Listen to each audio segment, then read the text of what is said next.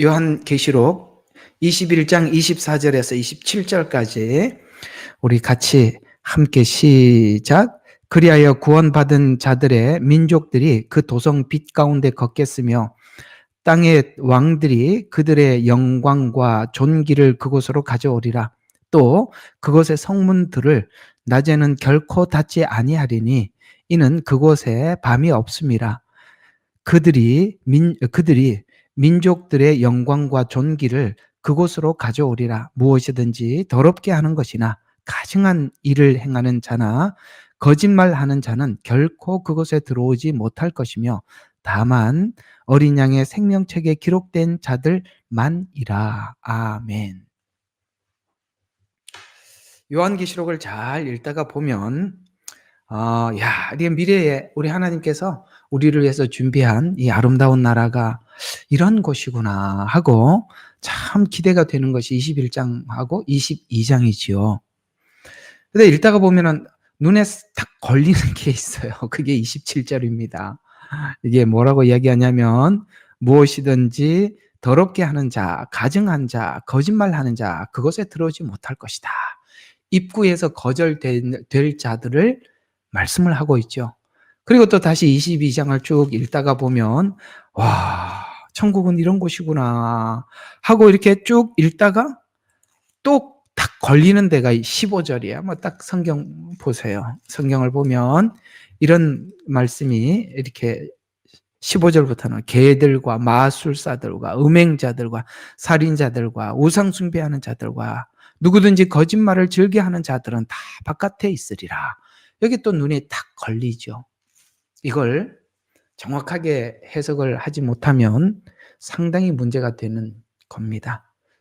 여기서 지금 이렇게 입구에서 거절될 사람들에 대한 목록들은 마치 곧 이 성경이 쭉 설명한 내용을 전체를 이해하지 못하면 마치 이걸 하면 문 앞에서 거절된다라고 해서 마치 지금까지 믿음으로 구원받는다는 말을 쭉 해오다가 이거를 안 하면 거절되고 지옥 간다 이렇게 해서 행위구원으로 순식간에 바뀌어지는 그런 이야기가 될 수 있어서 이 내용은 함부로 풀어서는 안 되고 성경 전반에서 말씀하고 있는 이 말씀들을 종합해서 이 내용을 설명하지 않으면 참 문제가 되는 것이고 또 우리에게 가장 걸림이 되는 말씀이기도 하지요. 이런 내용들은 성경 전반에 대한 이해를 충분히 한 사람이 이 내용을 해석을 해야지 충분히 하지 못한 사람이 이 내용을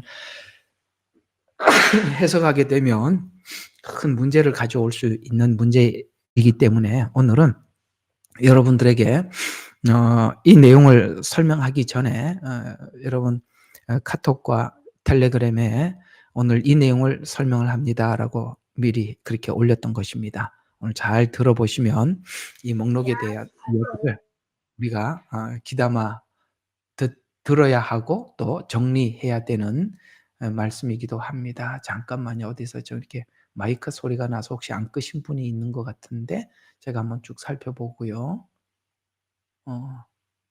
껐나 봐요. 예, 잘 끄셨네요. 감사합니다. 자, 오늘 24절부터 25절까지 이 내용이 무슨 이야기냐? 도성. 여러분, 대체 신학에서는 천년 왕국이 없어졌어요. 천년 왕국이 없어졌기 때문에 대체 신학으로는 천년 왕국이 사라졌기 때문에 요한계시록 21장에 있는 이 말씀을 해석하기가 할 수가 없습니다. 그래서 천년 왕국이 없어지면 21장과 22장은 어떤 곳은 천년 왕국과 새하늘과 새 땅, 우리가 흔히 말하는 천국을 나누어 놓기도 하고 섞어 놓기도 했거든요. 근데 여기 이제 천년 왕국이라고 나오는 이 말들을 도저히 이해할 수가 없습니다. 예를 들어서 22절을 보시면은 성 안에는 성전이 없더라라는 이 성전이라는 말 또 하나, 그 다음에 23절에 보니까 도성이라는 말이 나오고 24절에도 도성이라는 말이 나오고 25절에도 성문이라는 말이 나오고 그 다음에 민족들이 그 곳으로 가지고 오더라라고 그곳은 지금 앞에서 말하고 있는 도성 아니겠습니까? 이 천년 왕국의 예루살렘 성전을 이야기하는 거예요. 대체 신학에는 이게 없어졌어요. 이 대체 신학에서는 이것도 없어졌을 뿐만 아니라 알리아 운동도 없어졌습니다. 여러분, 이 알리아에 대해서 거부하고 천년 왕국에 대해서 거부하는 것이 얼마나 큰 문제인지를 우리가 여기서 보게 될 것입니다. 아마도 이렇게 이해하고 복음을 잘못 전하는 사람들은 문 앞에서 거부당하게 될 것입니다. 어떤 부분에 대해서 이런 것이 거부가 되면 자연스럽게 그냥 여러분들은 그냥 알아만 두세요. 그걸 설명을 진짜 오랫동안 들어야 되고 많이 들어야 되고 성경에 대한 충분히 정말 박식해야만이 이 내용이 탁 풀어지는 거예요. 여러분, 이걸 한 방에 알아쳐 달라고 제발 그렇게 이야기하지 마세요. 계속 들어야 됩니다. 엄청나게 많아요, 할 게. 근데 사람들이 너무 단순해요. 그냥 간단하게 알고 싶은데, 간단하게 알고 싶으면서 하나님께서 왜 66권을 썼고 66권 안에 왜 그렇게 비유로 썼고 왜 이렇게 비밀스럽게 우리에게 전달했겠습니까? 쉬우면 한두 장 쓰고 말지 왜 이렇게 많이 하고 누구는 알아듣지도 못하게 적고 누구는 알아듣게 하고 얼마나 성경을 아는 게 그렇게 힘들 수가 없어요. 그렇게 할 필요가 뭐가 있겠어요? 간단하면. 근데 우리는 너무 간단하게 알고 싶어 하거든요. 그렇게 간단하게 알 것 같으면 목사가 왜 필요해요? 여러분 스스로 공부해도 되는데. 누구는 평생을 바쳐서 성경을 연구하게 하고 평생을 바쳐서 사람들에게 설교하게 하고 왜 그럴 필요가 뭐가 있겠어요? 간단하면. 그렇지 않기 때문에 그렇다 이 말이에요. 그래서 자, 오늘 이야기가 이제 오늘 좀 빨리 좀 한번 해봅시다. 이게 페이지 수가 5페이지라서 오늘 이거 하고 끝이 나야 되는데 중간에 멈추고 다음번에 할 수도 없고 좀 시간이 좀 걸리더라도 내일 이게 또 아침 일찍 가야 되는데 좀 빨리 끝내고 가고 싶은데 이거 그럴 수가 없는 오늘 내용을 여러분들과 함께 하게 되었어요. 뭐 어쨌든 뭐 열심히 한번 해봅시다. 자, 오늘 24절과 25절은 이런 이야기입니다. 지금 요한계시록 21장 21절부터 25절까지는 새 예루살렘 문에 대해서 지금까지 설명을 해서 문에 대해서 쭉 설명을 해오다가 12문이 진주로 되어 있다라고 말씀하셨고 이 성은 유리 같은 순금으로 그 성 안에는 성전이 없다고 그렇게 말씀을 하셨는데 이 문은 이 문들로는 왕들이 영광을 가지고 들어간다라고 말씀하고 있어요. 여기 그렇게 말하고 있죠. 26절에 보니까 그곳의 민족들이 영광과 존귀를 그곳으로 가지고 온다라고 말하는 이곳은 바로 천년 왕국에 있을 예루살렘 문을 예루살렘을 이야기하고 있는 것입니다. 그곳에 지금 세상 나라가 있단 말이에요. 이 세상 나라에 있는 수많은 왕들이 이 성문으로 존귀와 영광을 가지고 들어가게 될 것이다. 이건 이스라엘과 수도 없이 약속하고 또 약속했던 구약 대부분 내용이 이걸 약속하고 지금까지 와서 이제 그것이 약속한 대로 성취되었다라고 구체적으로 설명을 하고 있어요. 지금 여기 요한계시록 21장에 있는 이 성은 이사야서 60장에서 예언한 말씀이에요. 이사야로 가봅시다. 이사야로 빨리 가봅시다. 모두 성경을 이사야로 펴십시오. 59장. 이사야 59장 여기서부터 봐야 돼요. 자, 우리 이사야서 59장 18절부터 한번 쭉 보시면 이런 말씀이 쭉 이어져 가고 있습니다. 자, 보세요. 16절부터 한번 봐요. 이거 내가 잘못 적었네요. 자, 16절부터 보면 이렇게 이야기합니다.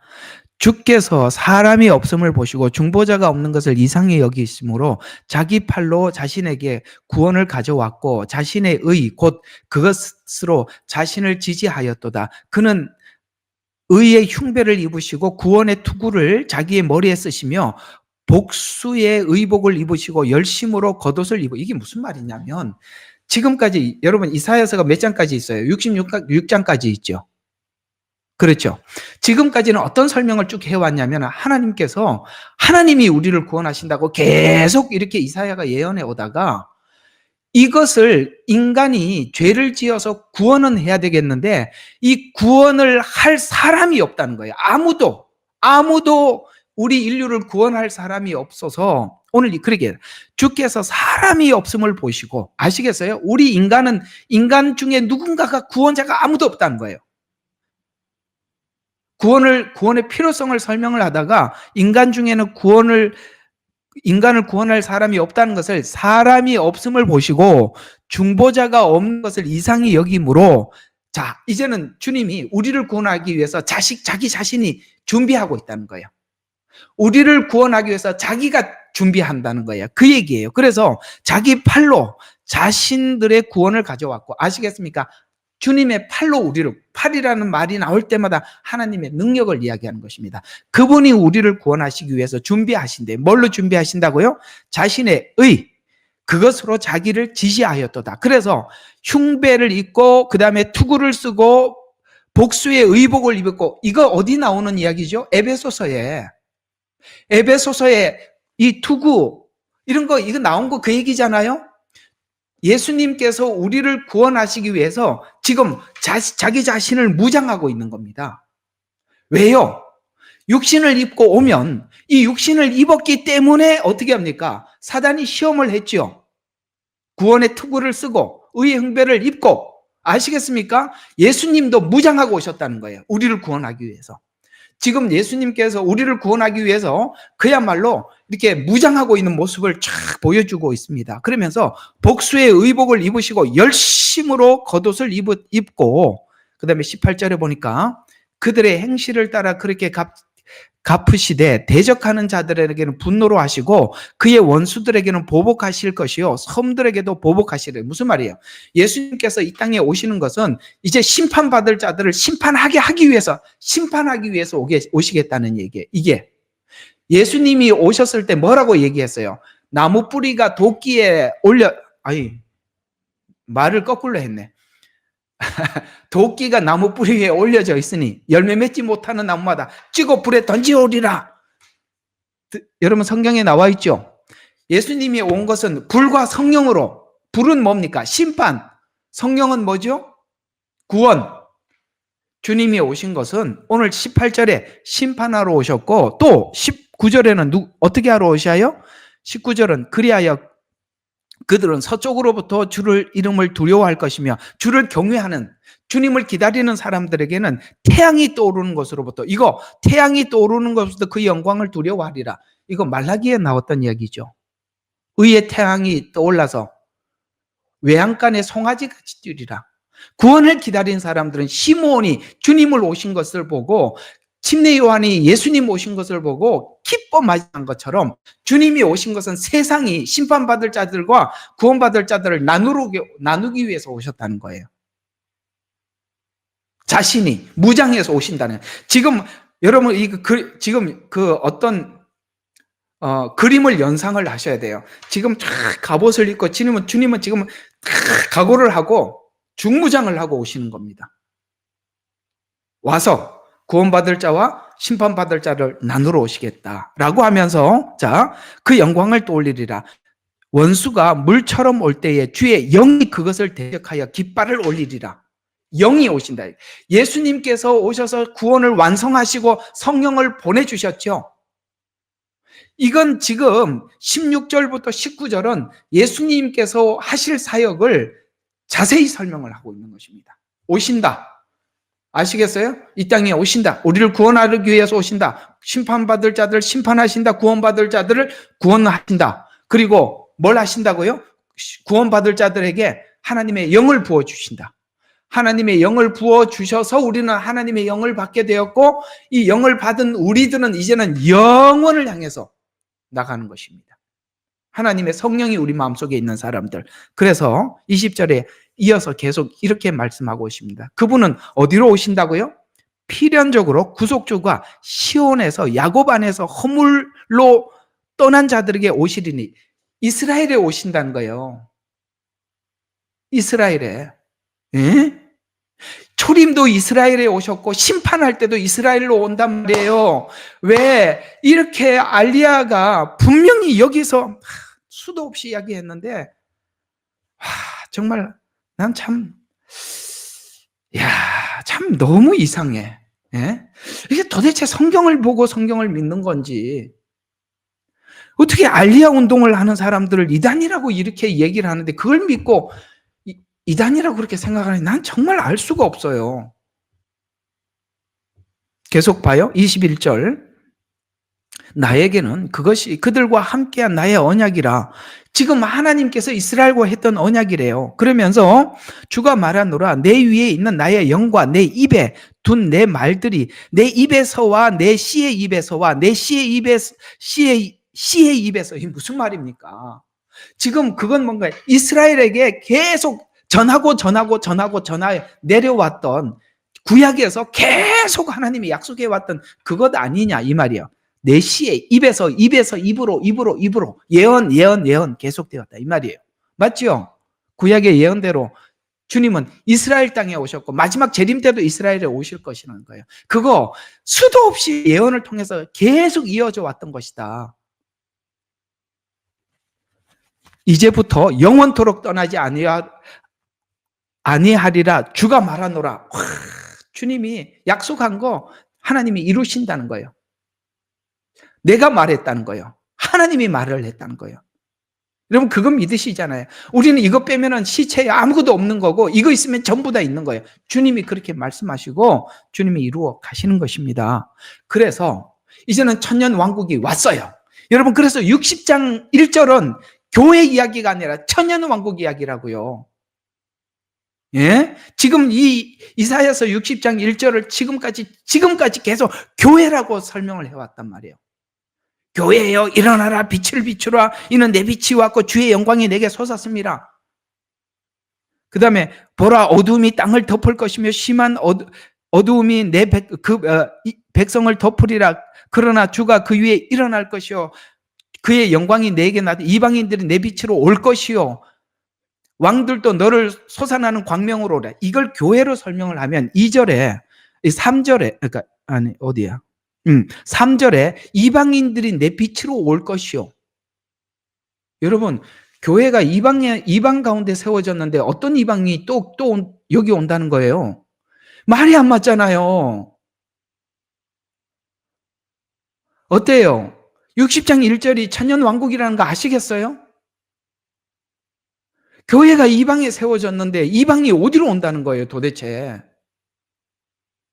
여기 지금 이사야서는 이스라엘과 하나님과의 약속을 이야기하는 거예요. 교회 이야기가 아니에요. 이 교회가 나오지도 않았다고요. 그래서 이방인들은 내 빛으로 올 것이요 또 왕들도 나의 솟아나는 광명으로 오리라. 지금 오늘 다시 그대로 넘어가서 봐요. 요한계시록에 보면 26절에 뭐라고 말했습니까? 요한계시록에 25절. 자 24절부터 봅시다. 지금 이 얘기가 그대로 여기 나오는 겁니다. 이게 지금 이 요한계시록 21장 23절과 25절은 그러니까 이사야서 60장 1절부터 이야기를 그대로 옮겨놓은 겁니다. 자 봐요. 이게 지금 성전 천년 왕국 이야기잖아요. 그래서 자 24절 그리하여 구원받은 자들의 민족들이 그 도성의 빛 가운데로 걷겠으며 일어나라 빛을 발하라. 빛이 임했단 말이에요. 하나님의 주님이 그 예루살렘 성에 임재하고 계신다는 거예요. 그래서 빛이 빛 가운데 걷겠고 땅의 왕들이 그의 영광과 존귀를 그곳으로 가져오리라. 또 그곳의 성문들은 결코 닫지 아니하리니 이는 그곳에는 밤이 없음이라. 그들이 민족들의 영광과 존귀를 그곳으로 가져오리라. 여기서 말하는 왜 민족이라고 표현합니까? 이스라엘 외에 다른 민족들이 영광과 존귀를 가지고 이스라엘에 계시는 그 하나님 앞에 예수님 통치하는 그곳으로 올라온다 이 말이에요. 스가랴에서 나왔죠. 그 민족들이 올라와서 하나님 앞에 예배하러 올 것이라고. 지금 이사야서 60장은 이미 쭉 복음을 설명을 하다가 60장에서는 천년 왕국에 대해서 약속하고 있는 거예요. 지금 이사야에게만 약속한 게 아니라 수많은 선지자들에게 아까 입에서 입으로 내 씨와 씨에게 계속 말했대요. 내 씨는 지금 이스라엘을 이야기하는 것입니다.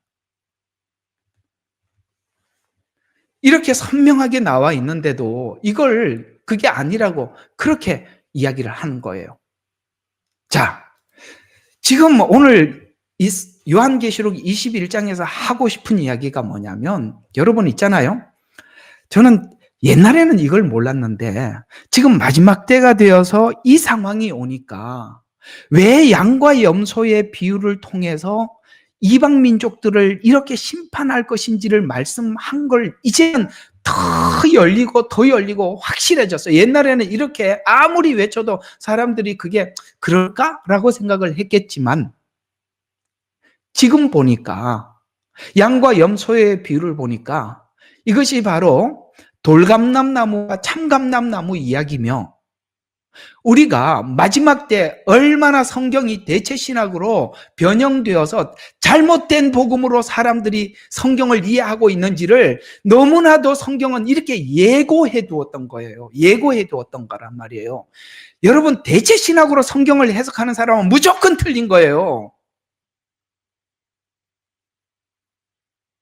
그렇다 이 말이에요. 왜 그러냐면은 대체 신학은 이스라엘과 끊어져 있고요. 잘 들어요. 이스라엘과 끊어져 있을 뿐만 아니라 대체 신학의 공통점이 또 하나 나타나는 증상이 있는데 성화가 없어요. 오늘 여기 성화를 이야기하는 겁니다. 더럽게 하는 자들, 가증한 자들은 다 성화가 없는 사람들을 이야기하는, 오늘 그걸 내가 좀 증명해 보려고 그래요. 자, 보십시다. 여기에 이런 말이 쓱 지나갑니다. 여기 더럽게 하는 자, 가증하는 자, 거짓말하는 자, 이게 27절에 굉장히 난해한 구절이 될 수 있어요. 왜냐하면 끝에 이런 말, 다만 어린 양의 생명책에 기록된 자들만이라라고 딱 한정을 지어요. 그러면 보세요. 하나님의 어린 양의 이름이 기록된 자들은 주님께서 주시는 복음을 가감없이 가증되지 않게 받을 것이다. 속이지 않는다. 진심으로 받게 될 것이다. 하나님 앞에 예정된 사람들은 성경을 변개하거나 마음대로 해석하지 않는다는 이야기가 되는 건데 왜 그러냐? 이거 예정론에 관한 메시지가 로마서 8장에 나오거든요. 로마서 8장으로 가봅시다. 여기에 답이 있어요. 이 말의 답이 로마서 8장에 있다 이 말이에요. 자, 로마서 8장 한번 봅시다. 자, 예정된 자들에 대해서 로마서 8장에는 모든 구원의 과정에 동의가 되는 사람들. 지금 구원을 지금 우리 로마서 지금 하고 있죠. 3장까지 왔죠. 3장, 4장, 5장, 6장, 7장까지 여러분들 계속 동의가 될 겁니다. 여기서 빠져나가질 않아요. 여기에서 성경에 말한 그대로 동의하는 사람들이에요. 여기에 빠져나가는 사람들은 다 하나님의 말씀에 동의하지 않는 사람들이에요. 그래서 성경에 보면은 동의하지 않을 것을 예측을 합니다. 동의하지 않을 것을 예측을 해서 만일 그렇다면, 그렇다면 이런 말들을 계속 하는 겁니다. 왜? 빠져나가는 사람들을 붙잡아 오려고. 앞으로 로마서 계속 하다 보면 나와요. 이해가 가요? 그거는 이제 하면 여러분들 더 깊어질 거고, 여러분 여기 8장까지 동의한다는 것은요, 그 중간중간에 예를 들어서 로마서 5장에 보면 성화에 대한 이야기가 나옵니다. 자, 로마서 5장의 성화가 어떻게 나오느냐면 이렇게 나옵니다. 자, 예수 믿고 구원받은 사람들은 반드시 이런 일이 있다라고 이것도 동의하는 거예요. 자, 그러므로 5장 1절 봅시다. 우리가 믿음으로 의롭게 되었으니, 자, 예수님 앞에 믿어서 의롭게 된 사람들은 예수 그리스도를 통하여 화평을 갖느니라. 이제 화평을 도모한다는 거예요. 화평을 위해서 산다는 말이에요. 하나님이 기뻐하지 않는 일은 하지 않고 하나님 기뻐하는 일은 하는 일에 하기를 위해서 굉장히 노력한다는 거예요. 화평을 갖느니라.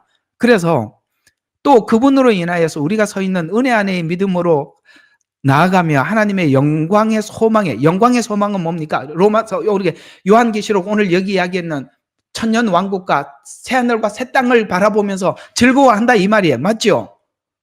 여러분 그날을 바라보면 이거 동의가 다 된단 말이에요. 하나님 앞에 예정된 사람들은 다 동의가 되는 이야기들이라 이 말이에요. 우리는 다른 거 가지고 즐거워하지 않아요. 그날을 소망하면서 즐거워하는 사람들이에요. 그러면서 또 이뿐만 아니라 주님께서 우리를 성화시키기 위해서 환난을 준대요. 반드시 이 환난이 필요하다는 걸 여러분 동의하시죠? 여러분 이대로 우리 성화되지 않는다는 건 알잖아요. 환난에 동의한다는 거예요. 환난 중에서도 즐거워한대요. 왜? 반드시 예수 믿고 진짜 복음을 가진 사람들은 그 마지막 때를 기다리고 있어요. 소망을 가지고. 그래서 그날 주님과 함께 살 날을 생각하면서 환난 중에서도 즐거워한대. 왜? 내가 그걸 교정을 해야 되니까. 그 교정하기 위해서 하나님 환난 주는 것을 하나님 싫어하지 않고 감사합니다. 즐겁게 받아들인단 말이에요. 환난은 인내를 하나님께서 그걸 완성할 때까지 간다는 거예요. 그러면서 인내는 연단은 소망을 이루는 줄 알미라. 아시겠습니까? 왜요? 하나님의 사랑이 부어졌기 때문에. 하나님 앞에 예정된 사람들은 다르대요. 이렇게 다르다 이 말이에요. 예? 중간에 빠지지 않고 잔머리 굴리지 않고 예수 믿는다 이 말이에요. 오늘 누가 잔머리란 말 잘해 주셨는데 잔머리 안 굴린다 이 말이에요. 예? 요리 빠지고 조리 빠지고 자기 마음대로 해석하고 그러지 않는다 이 말이에요. 이런 걸 다 동의한다는 말이에요.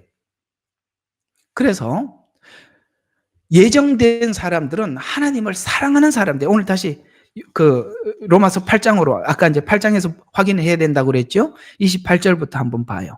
자, 28절부터 이렇게 이야기합니다. 우리가 알거니와 우리도 안대요. 예? 예정된 사람들은 다 안대요. 뭘 아는지 봐요. 하나님을 사랑하는 자들. 여러분 예정된 사람들은 하나님을 뭐 하는 사람들이에요? 믿는 자라고 표현하지 않고 여기 와서는 사랑하는 자들이라고 표현하고 있어요. 여러분 예정된 사람은요 하나님을 사랑한대요. 또 예정된 사람들은 어떤 사람들이 모든 것을 합력해서 선을 이루는 것을 믿는데요.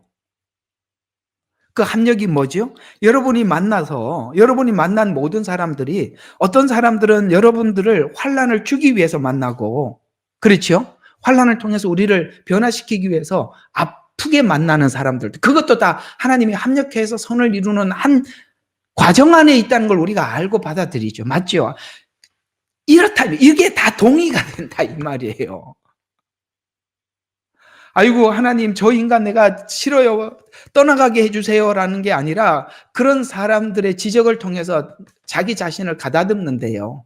이게 진심으로 믿는 사람들이 이게 다 동의가 되는 사람들이 합력하여 선을 이룬다는 것도 안 돼요. 또 예정된 사람들은 하나님의 이 목적 지점도 안 돼요. 어떤 목적 지점이냐면 29절 뒤에 봐요. 그 말은 자 예정하셨으니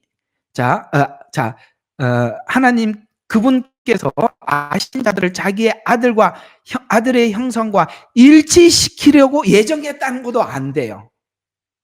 예수님 닮게 하려고 우리를 구원했다는 것도 안다 이 말이에요. 알았어요? 성화를 부정하지 않는다 이 말이에요.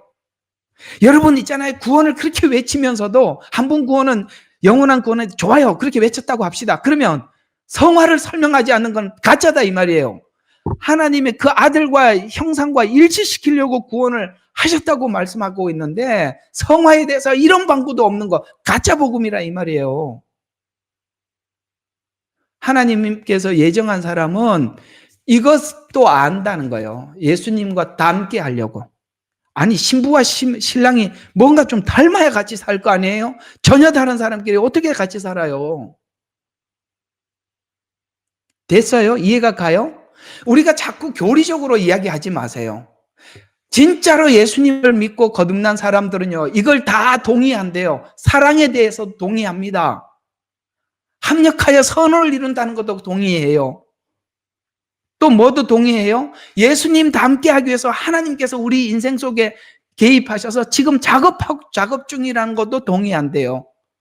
예? 헛소리 하지 말고 이게 진짜 예수님을 영접한 사람들 속에서 나오는 동의라는 거예요. 그래서 30절에 이렇게 이야기하는 것입니다. 그리하여 예정하신 그들을 또한 부르시고 부르신 그들을 잘 들어봐요. 의롭게 하시고 의롭게 한 자들을 성화시키는 게 아니라 뭐로 바로 넘어갔어요? 영화롭게 하느니라. 성화에 대해서는 왜 빠져 있죠? 성화를 누가 안다는 거예요? 우리가 알고 있다는 거예요. 그걸 굳이 쓸 필요가 없다는 얘기예요. 정혼을 한 예수님께서 결혼할 날을 안다는 거예요. 신부가 그걸 모를 리가 없지요. 그래서 성화가 빠져 있고 최종 목적지가 영화라는 걸 알고 간다 이 말이에요. 예? 하나님의 플랜이 하나님께서 구원받은 자들을 향해서 이런 계획을 가지고 있다는 것을 동의하는 자들이 누구다? 예정된 자들이라. 됐습니까? 딴소리 하지 말고, 예? 우리 각 개개인에게 물어봐라는 거예요. 당신이 정말 하나님 앞에 예정된 자라면 이런 부분에 대해서 동의하고 그 일을 하나님이 하고 있다는 걸 안다. 31절.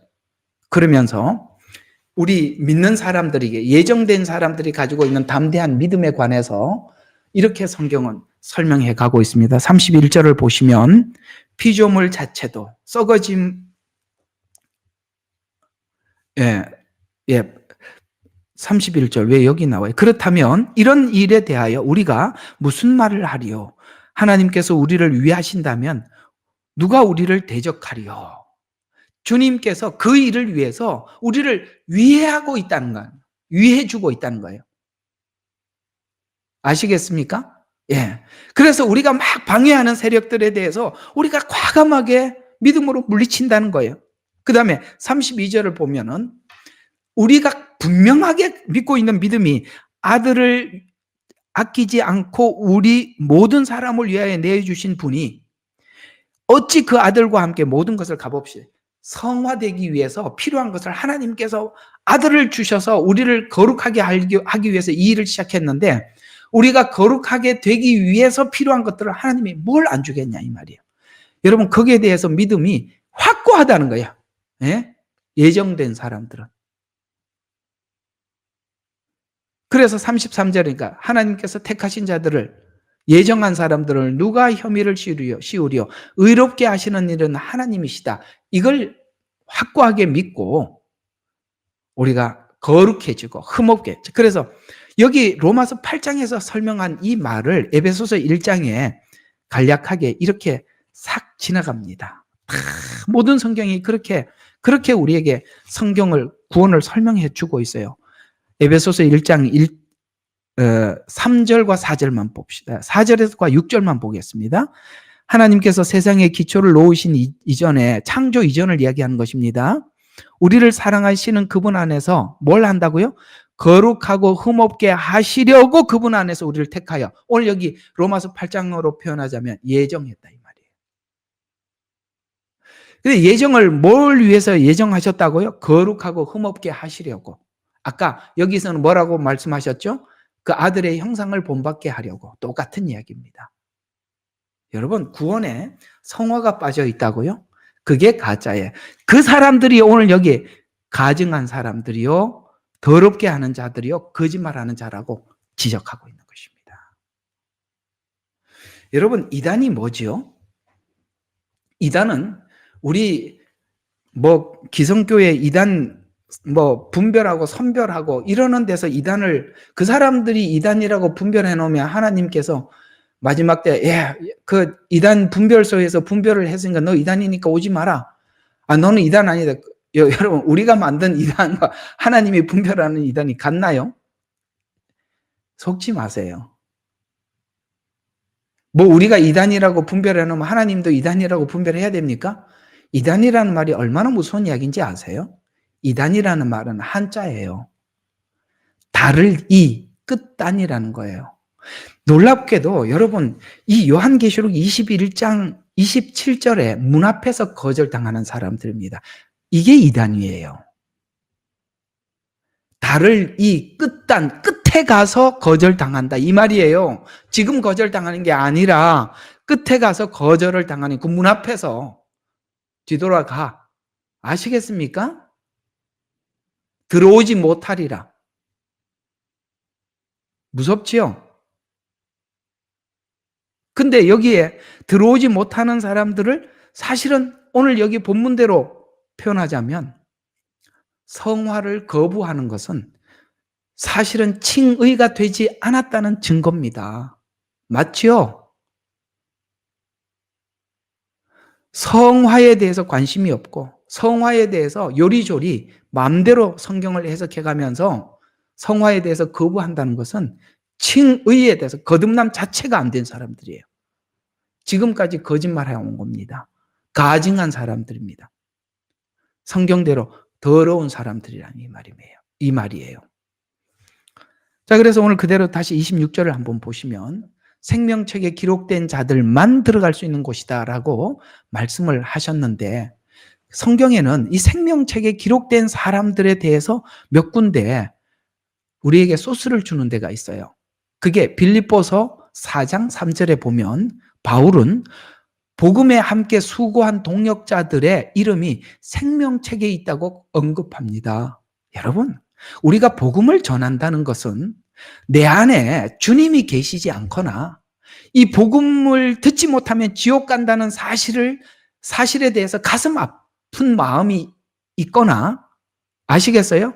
영혼들이 예수님을 알지 못하면 최후가 어떻게 된다는지를 알고 그들을 불쌍히 여기는 마음이 없으면 복음을 들고 나갈 수가 없어요. 복음을 들고 가서 외친다는 그 자체는 우리 속에 주님께서 이 땅에 성육신 하셔서 이 땅에 우리를 구원하려 오시는 그 마음과 같은 마음을 가진 사람만이 할 수 있는 일이에요. 공감하면 아멘. 맞지요?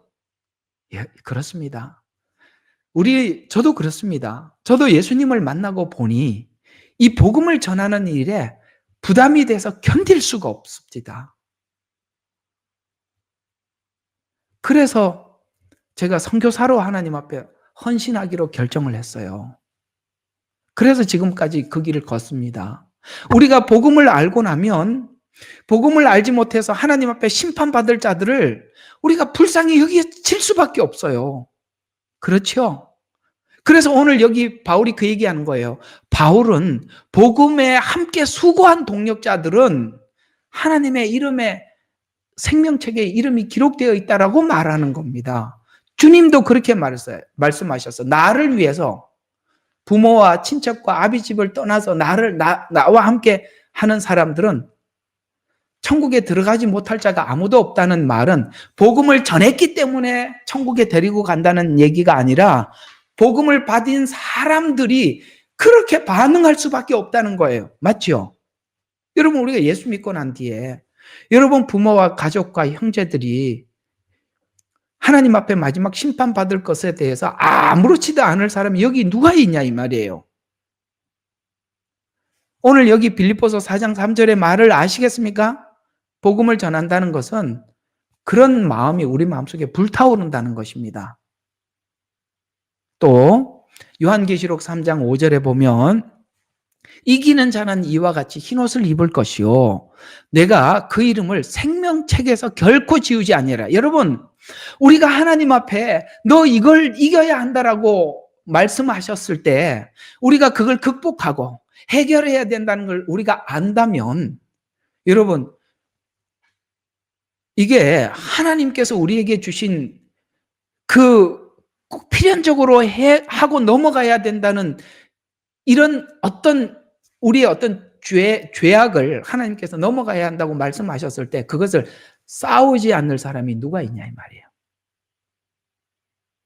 하나님께 주시는 어떤 죄에 대한 부담, 우리가 하나님 앞에 해결해야 될 문제에 대해서 오늘 여기 이기는다라는 말은 거기에 대해서 싸운다는 얘기입니다. 우리 죄에 대해서 싸울 마음이 없을 수가 없지요. 말 이해가 가십니까? 우리는 하나님께서 주시는 어떤 죄에 대한 지적에 대해서 우리는 끊임없이 싸웁니다. 그래서 이기는 자라는 표현을 한 거예요. 싸운다는 얘기예요. 그것을 위해서 정말 애를 쓴다는 얘기가 되는 것입니다. 그래서 이기는 자는 이와 같이 흰옷을 입을 것이요 그 이름을 생명책에서 결코 지우지 아니하리라. 이해가 가십니까?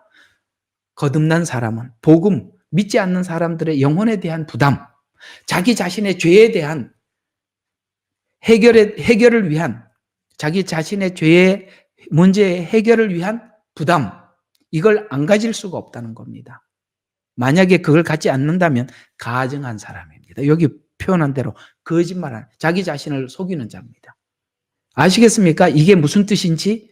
거짓말, 가증하다는 것은 뻔한데도 아닌 척하는 거예요. 그럴 수가 없는 거예요. 주님을 사랑하는 사람은 그렇게 할 수가 없어요.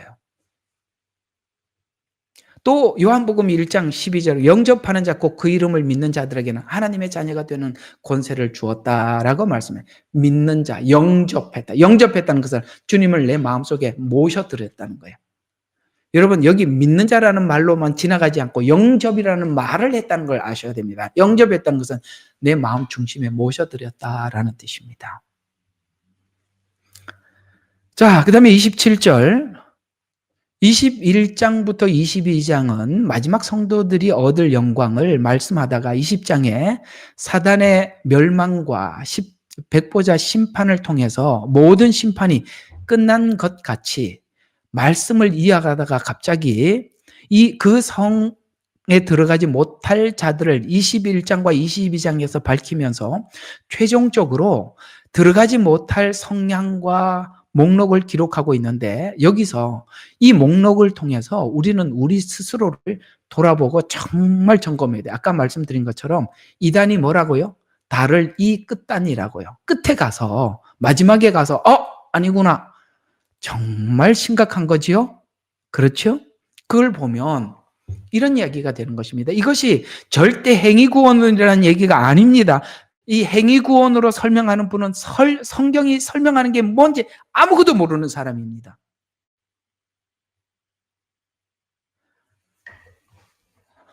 제가 막 얼마나 흥분했는지 막 어질어질합니다. 정신 똑바로 차리고 들어요.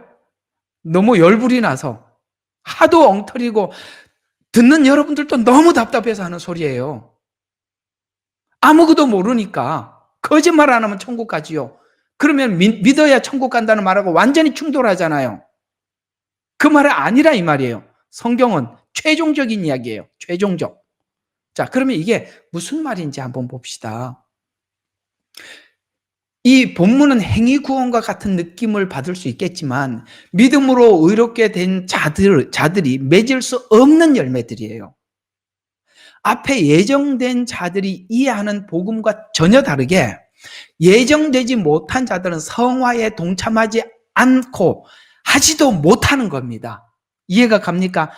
이해가 가요? 1 달란트 받은 사람은 성화에 대해서 완전히 거부하는 거예요. 그래서 땅에다 묻어둔 거예요. 주신 이 복음을, 십자가 복음을 묻어두는 거예요. 자기를 위해서 아무 데도 쓰지 않는 것입니다. 그건 복음에 대해서 완전히 오해를 하는 거예요. 교리적으로 이렇다 저렇다 따지기만 하고 앉아있지 그 복음이 자기에게 아무런 영향을 주지 못하는 겁니다. 2 달란트, 5 달란트 받은 사람은 그 복음이 자기에게 영향을 주어서 아시겠습니까? 하니까 남기더라는 거예요. 여러분 예수 믿고 변화되지 않는다는 건 있을 수 없는 일이라 이 말이에요. 예정되지 못한 사람들은 성화에 동참하지 않습니다. 그리고 하지도 못합니다. 1 달란트 받은 사람이 바로 그런 사람입니다. 그래서 오늘 여기에 들어가지 못할 자들에 대해서 더럽게 하는 자와 가증한 일을 행하는 자라고 이렇게 표현을 하고 있습니다. 더럽다는 것은 아직 죄를 용서받지 못한 더러운 상태에 있는 것을 의미하는 것으로 더럽다는 말 이꼴 가증하다는 말이에요. 오케이? 여러분 쉽게 말해서 복음이 지적하고 있는 죄와 의에 대해서 기만을 하고 있는 것입니다. 사실 우리는 지난날 신앙이 깊지 못했을 때 하나님 말씀을 많이 기만한 적이 있어요. 그렇죠? 예.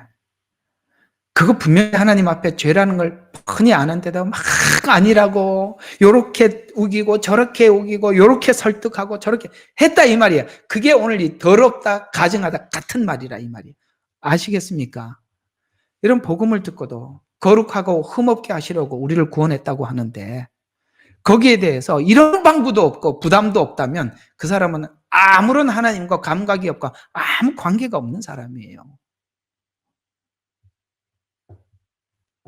그래서 하나님 앞에 죄 씻음을 받지 못한 증거로 나타나는 열매가 가증함인데 진정한 회개를 통해서 회복한 자들에게 나타나는 증상은 가증함, 즉 이중성을 버리는 것으로 나타나는데 내면의 더러움이 외형의 가증함으로 나타나는 거예요. 아시겠습니까? 내 내면의 그 이중성이 나타나는. 그래서 달란트 비유에 한 달란트 받은 사람은 자신의 더러움과 가증함을 버리지 못하게 됩니다. 자신의 가증함을 묻어둔 채 외형적인 종교 생활에 전념할 수 있어요. 가증할수록 더 종교적이 될 수 있다는 거 아십니까? 가증할수록 더 종교적이 될 수 있어요. 그렇지 않는 사람들은 자기 자신에 대해서 애통하고 가슴을 치고 사는데,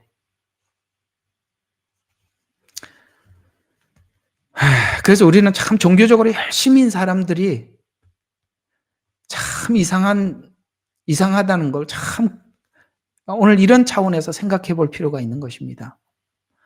바리새인들은 행위를 보면 겉과 속이 분명히 다른 사람, 이중성을, 여기 오늘 본문이 말한 그대로 뭐라고요? 더러운 자들, 가증한 자들이에요. 속과 그렇지요.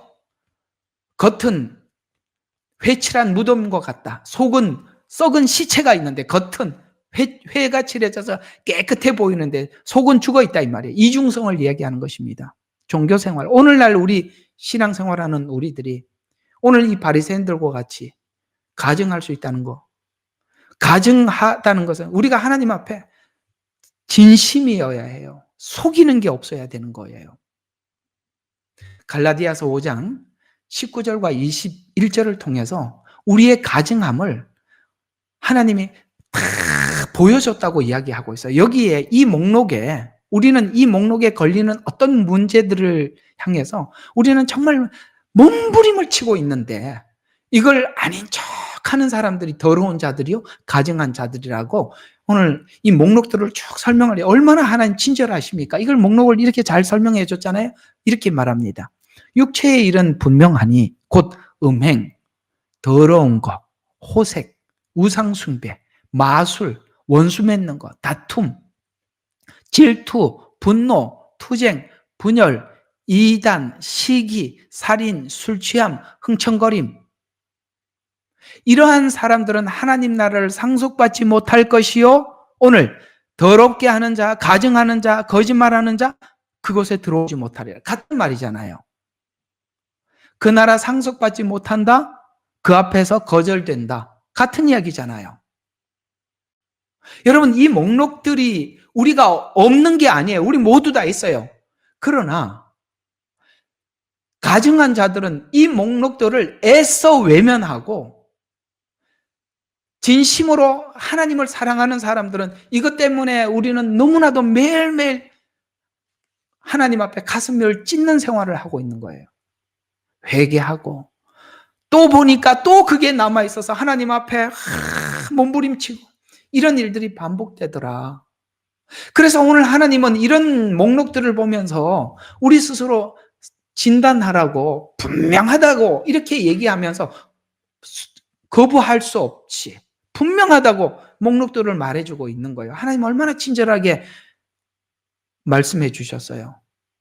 음녀들과 같이 변명할 수 없고 분명하게 말씀해 줘. 음녀와 같이 다른 것에 눈을 돌리는 음행, 우상 숭배를 기반으로 한 육체를 중심으로 한 악행을 의미하는데 이런 일들은 복음을 받아들이지 않는 자들에게 자연스럽게 나타나는 열매, 곧 음녀가 하는 행동과 같은 행동이 자연스럽게 드러나더라는 것이에요. 왜? 그는 신부가 아니기 때문에.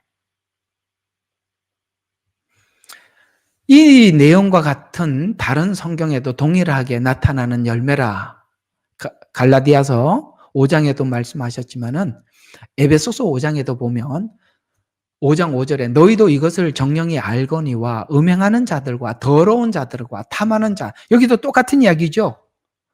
여기 요한계시록 21장 27절과 에베소서 5장 5절 똑같은 이야기입니다. 음행하는 자, 더러운 자나 탐하는 자는 다 그리스도와 하나님 나라에서 기업을 얻지 못하느니라. 똑같은 이야기예요. 다 그렇게 똑같이 이야기했었습니다.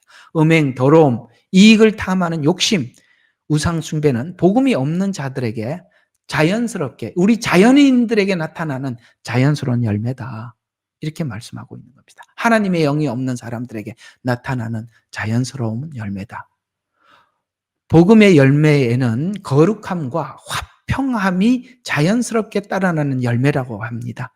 히브리서 12장 14절에 보면 모든 사람들과 더불어 화평함과 거룩함을 따르라. 화평은 사람을 향해서 하는 화평이요, 거룩함은 하나님을 향해서 가진 부담들이죠. 이것이 없이는 아무도 주를 보지 못하리라. 분명히 성경은 지적하고 있어요.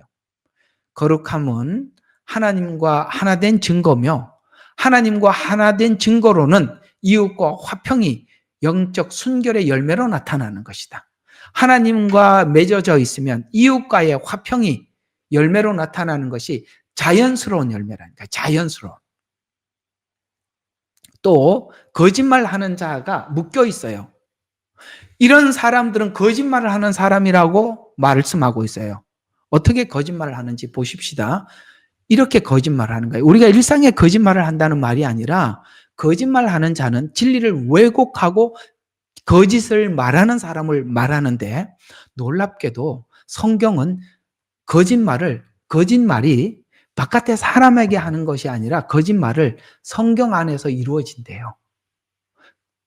이해가 갑니까? 죄에 대해서 돌이킬 마음은 없고 성경을 자기 편의대로 해석을 해서 성경 자체를 거짓말하는 거예요. 이 거짓말을 여기에 뒤편에 이렇게 설명을 해놨어요. 요한계시록 22장. 이거 여러분, 제가 오늘 설명한 거 다음번에 또 듣고 해서 정리를 하셔요. 한 번에 못할 겁니다.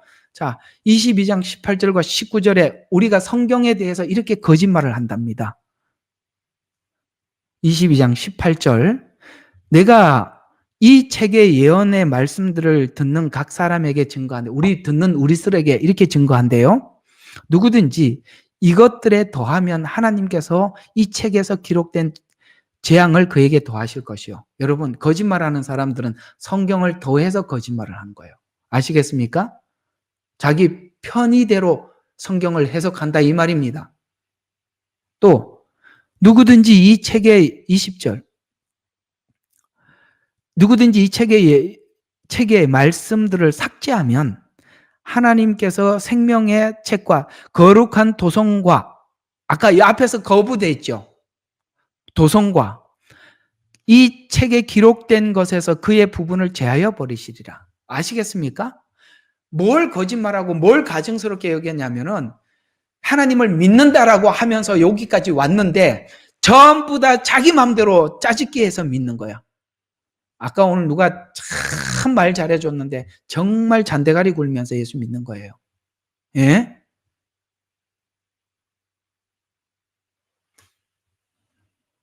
많은 죄를 지으면서도 다 그 죄를 정당화하는 성경 구절만 찾아내. 그게 거짓말하는 거라고 말하고 있어요. 여러분, 그래서 가증하고 더러운 사람들은 성경을 변개한답니다. 마지막 때 성경에 거짓말이 나타날 것인데, 베드로도 이렇게 너희가 성경을 사사로이 풀지 말라고 그랬어요. 그렇죠? 마음대로 풀지 말라는 거죠. 성경을 변개하고. 그래서 요즘은 그런 이야기, 자유주의 신학자들이 성경을 유연하게 해석해야 된대. 야, 여기서부터 딱 요놈들이 무슨 작업을 하는지 딱 들통이 났어요. 그렇죠? 여러분, 성경을 유연하게 해석해야 됩니까? 내가 지금 설교를 하면서 하도 화가 나서 머리가 어지러워지래요. 유연한 성경 해석, 사회주의 관점에서 세상을 희한한 해석들이 나와가지고 대체신앙, 이런 것들이 다 뭡니까? 말씀을 더하거나 빼기 위한 작업에서 나타날 것이라고 성경은 얘기하고 있어요. 우리는 죽어도 성경을 함부로 해석하지 않습니다. 내가 아무리 마음에 안 들더라도 아멘입니다. 그게 생명책에 기록된 사람들이 하나님 말씀을 대하는 태도입니다. 그게 거짓말하지 않는다는 증거요, 가증하지 않다는 증거입니다. 누가 성경을 변개하는지를 요한계시록 22장 15절에 또 이렇게 이야기합니다. 개들, 점술가, 음행하는 자, 살인자, 우상 숭배하는 자, 거짓말을 좋아하는 자, 지어내는 자들. 아시겠어요? 성경을 막 변개해서 지어내요. 그들은 성 밖에 있으리라. 성경은 정확하게 말하고 있습니다. 거짓말을 좋아하고 지어내는 사람들은 성 밖에 있을 것이다. 그걸 누가 이렇게 성경을 지어내고 막 이렇게 변개합니까? 거짓말하는 자들. 자기가 자기 자신에 대해서 속이는 자들이라고 이야기를 하는데, 그런 사람들을 위해서 사단은 다 거짓말로 성경을 변개해놓고 기다린답니다. 요한복음 8장 44절에 이렇게 얘기합니다. 너희는 너희 아비 마귀에게 났으니 그는 거짓말장이요 거짓의 아비가 됨이라. 자기를 속이면 사단이 변개해놓은 성경을 가지고 이리와 이리와 괜찮아 이렇게 해도 돼 이렇게 한답니다. 아시겠어요? 왜 그무리 속에 들어가 있는지, 변개된 성경을 왜 믿는지, 내가 나를 속였기 때문에 거기에 가 있는 거예요. 그래서 성경을 자기가 믿고 싶은 대로 믿기 위해서 사사로이 풀려고 하는 시도는 항상 있어 왔습니다. 하와가 사사로이 성경을 풀게 된 목적도 자기 욕심과 교만 때문에 그 말을 받아들였다는 거 우리 알고 있지요. 오늘날 믿는 모든 사람들이 성경이 변개된 것도 전부 다 자기 욕심과 교만 때문입니다. 변개된 성경을 누가 받아들이냐? 오늘 여기 목록들을 개가 받아, 개들. 성경에는 개를 이렇게 표현하고 있어요. 개는 토한 것을 다시 먹는다. 이게 무슨 말이죠? 회개와 돌이킴을 거부하는 사람들이라는 거예요. 개. 아시겠어요? 가증하고 속이는 사람들은 개래요. 회개할 마음이 없는 사람들입니다. 말로만 회개하고 아무 생각 없이 또 먹고 또 회개하고 또 먹고 그걸 반복하더라. 그 다음에 점술가. 여러분, 점술가는 어떤 사람이냐? 말씀을 자기 유익을 위해서 사용하는 사람들이에요. 예? 이렇게 하면 복 주고, 하나님 이렇게 하면은 돈 주시고, 하나님 이렇게 하면 뭐 주고, 자기를 위해서 성경을 쓰는 사람들. 점술가. 말씀을 점술가처럼 사용하는 자들로서 말씀을 진리, 권위를 인정하지 않고 자기 유익의 도구로 위한 도구로만 사용하는 사람들을 이야기하는 것입니다. 성경과 신앙을 자기 미래를 위한 필요를 찾아내거나 점술처럼 예언 정도를 찾아내려고 하는 복음의 본질과 상관이 없는 자들. 이들의 공통점은 성경을 사용하지만 성경과 다른 본질의 마음을, 본질의 믿음을 가지고 있는 사람들. 아시겠어요? 성경과 같은 믿음이 아닌 다른 믿음을, 소원을 가지고 있는 자들을 의미하는 것입니다. 또 하나, 음행하는 자들. 이런 사람들은 욕정과 욕망에서 돌이킬 마음이 없는, 이런 모든 열매는 복음이 없는 사람들에게 나타나는 증상들이에요. 이들은 자기 정욕적이고 자기 중심적인 사람들입니다. 그래서 자신의 쾌락과 정욕을 더 사랑하며 돌이킬 마음이 없는 사람들을 이야기하는 것입니다. 이 목록들은 복음이 없는 자들에게 나타나는 증상들을 오늘 요한계시록 21장 27절과 22장 15절에 쭉 설명을 해 놓은 것입니다. 이 목록들은 복음이 없는 사람들에게 나타나는 증상으로서 복음이 없으면 행위와 삶에서 여전히 죄 아래 지배를 받는다라는 이야기가 되는 것입니다. 이런 자들을 향해서 분명히 성경은 우리에게 이렇게 큰 소리로 외치고 있어요. 서로 거짓말하지 말라. 옛사람의 그 행위를 벗어버려라. 이렇게 외치고 있어요. 너 자신에 대해서 속이지 마라. 거짓말하지 마라. 그 행위를 버려라. 이 외침에 대해서 여러분 어떻게 생각하십니까? 변화를 거부하는 자들은 곧 거짓말하는 사람이요 자기를 속이는 사람이다. 이렇게 되는 것입니다. 어떻습니까? 이해가 되십니까? 은혜가 되시지요? 여기 이런 목록들은 이렇게 했기 때문에 들어가지 못한다라는 것이 아니라 예수님이 마음속에 없는 사람들에게 나타날 수밖에 없는 증상이 아니냐라고 우리에게 되묻고 있는 것입니다. 사랑하는 여러분, 저와 여러분이 예수님을 믿고 난 이후에 주님께서 우리에게 부탁하시고 요구하시는 이 모든 부탁과 요구에 대해서 여러분 얼마나 부담을 가지고 계시며 얼마나 하나님 앞에 몸부림치고 계십니까? 여러분들에게 그런 부담이 있고 나아가서 아직도 예수님을 알지 못하는 영혼들을 향해서 간절함이 있다면 아마도 하나님과 같은 마음을 가지고 계시는 분일 것입니다. 누가 복음을 전하고 누가 성경을 설명을 하더라도 구원을 이야기하더라도 성화가 빠진 복음을 설명하거들랑 그게 가짜인 분명한 증거라고 이해하시면 되는 것입니다. 우리 같이 들은 말씀을 기억하면서 우리 한 목소리로 잠깐 한번 기도합시다. 한번 기도하겠습니다. 사랑의 하나님 아버지, 감사합니다. 이단이란 우리가 목록을 정해놓고 이러이러한 교리를 전파하는 사람은 이단이다라고 우리가 정한 것 안에서 이단이 선별되는 것이 아니라 참된 이단은 성경을 자기 마음대로 해석하는 자들이요. 자기 마음대로 해석하는 이유는 하나님 자기 안에 있는 죄를 하나님 앞에 내어놓지 못하는 가증한 거짓말장이들입니다. 음행하는 자들이고 개들이라고 점술가들이라고 말씀하고 있습니다. 그들은 한 번도 하나님의 요구 앞에 부담을 가지지 않고 그 모든 것은 자기를 위해서 쓰고 있습니다. 예수님께서 이 땅에 오셨을 때 너희가 성경에 영생이 있다고 성경을 묵상하지만 성경은 내게 관해서 말하는 것이다 라고 말씀을 하셨습니다.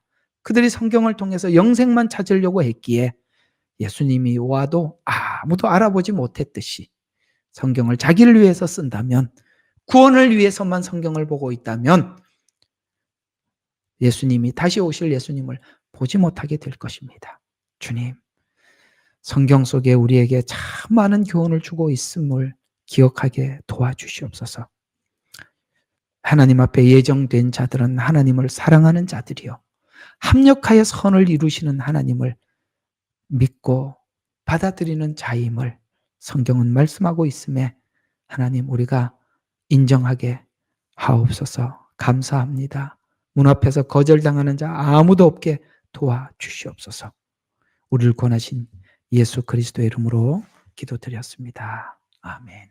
예레미야의 눈물은 시대에 맞는 말씀 선포와 변질되지 않은 순수 복음을 외치고 있습니다. 함께 연결되어 하나님께 예배드리며 이 마지막 때에 하나님께 쓰임받길 원하시는 분은 카카오 채널로 연락 주시면 연락드리도록 하겠습니다. 고정 댓글에 채널 경고와 착제에 대비한 예비 채널과 제2채널 링크를 올렸습니다. 이 채널 또한 구독 부탁드리겠습니다. 감사합니다.